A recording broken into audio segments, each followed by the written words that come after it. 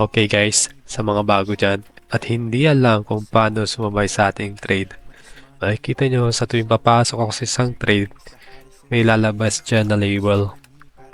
Tulad ninyo ngayon, makikita nyo may buy position ako para makita ninyo sa tuwing papasok tayo, makakabasa kayo nito, buy. Tulad ngayon, nakabuy tayo sa market, makikita nyo yung green dot at red dot.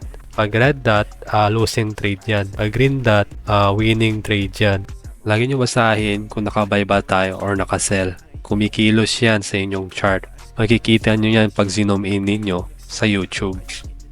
Siguraduhin ninyo may risk management kayo. And isa pang importante ay mababa yung leverage. Kasi kung mababa ang yung leverage, low risk ka sa mga mabiglaang movement ng market. Hindi ka mapapahamak na masyado kasi nga nililimitahan ka ng iyong broker sa iyong lot sizing. Kung ikaw ay isang trader na baguhan lang, and nirecommend ako talaga na mag low leverage ka. Huwag na huwag kang papasok sa high leverage. Saka ka naman papasok ng high leverage kung sa tingin mo sa sarili mo ay mahusay ka ng trader.